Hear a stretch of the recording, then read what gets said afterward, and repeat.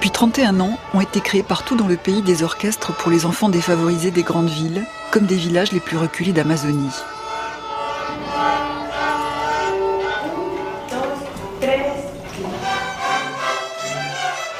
Pour la plupart, ils n'avaient jamais vu d'instrument de musique de leur vie. Ils ne connaissaient même pas leur nom.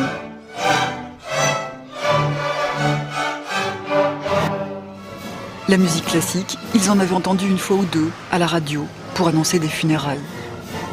Ce projet, on l'appelle El Sistema. Depuis sa création, les 8 gouvernements successifs du pays ont tous accepté de débloquer des crédits nécessaires pour financer ces orchestres, même quand le cours du baril était au plus bas.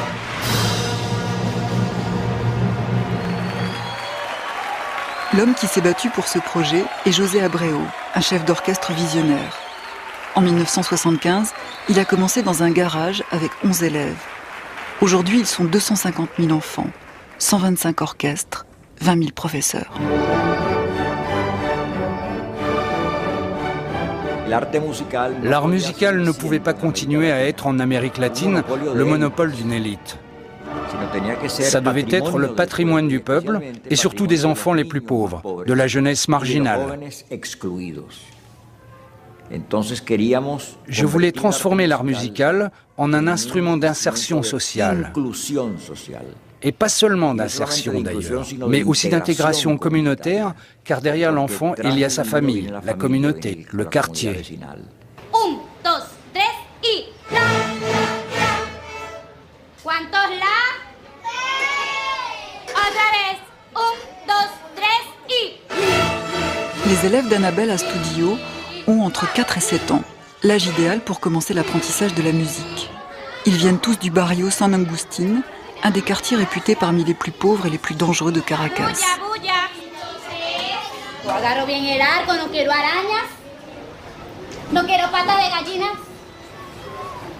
Les professeurs sont tous d'anciens élèves du Sistema. Quand on enseigne à des petits, on leur apprend surtout à suivre des instructions. On leur apprend par le biais de l'imitation et en leur servant de modèle. Le professeur qui est devant l'orchestre doit toujours être un modèle et on doit le faire parfaitement car les enfants prennent exemple sur nous.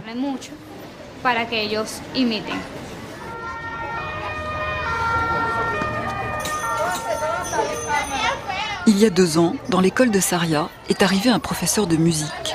Il a proposé aux enfants qui le souhaitaient de leur donner des instruments et de leur apprendre à en jouer après l'école, 4 heures par jour. La première année, pas de solfège pour ne pas les décourager. Des cours toujours collectifs pour les stimuler. Et enfin le plus possible de concerts en public pour qu'ils se sentent vraiment musiciens.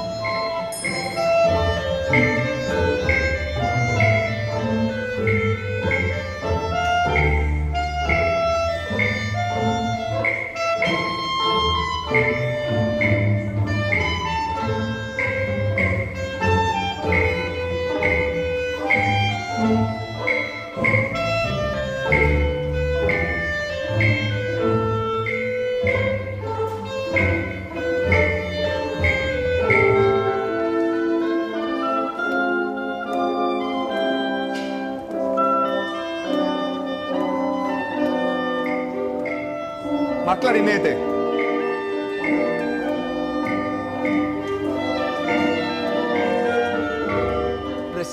Ils reçoivent des bénéfices immédiats. Ce n'est pas quelque chose à long terme. Ce n'est pas une promesse.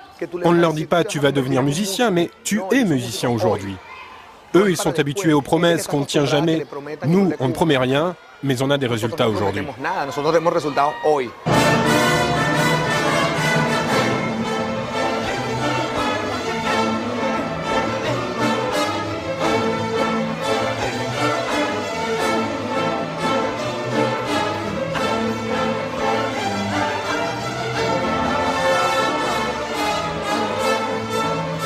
Après 2 ans de cours avec Raphaël Elster, ils ont aujourd'hui un niveau équivalent à 10 ans d'études dans un conservatoire.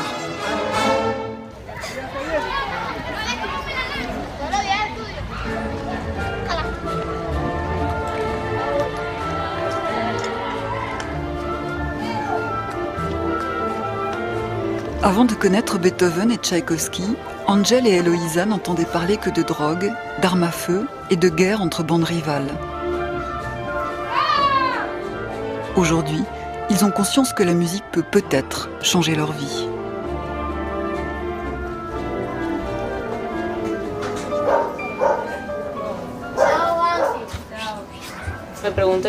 Mes copains du quartier me demandent qu'est-ce que c'est que ce truc. Alors je leur explique que c'est un instrument, ils me demandent que je leur apprenne. J'essaye, mais franchement c'est galère. En fait, ils voudraient bien aussi faire partie de l'orchestre. Avec ça, il aura des opportunités dans le futur. Et puis faire partie d'un orchestre, c'est évoluer, ça représente le pays. C'est tellement de choses.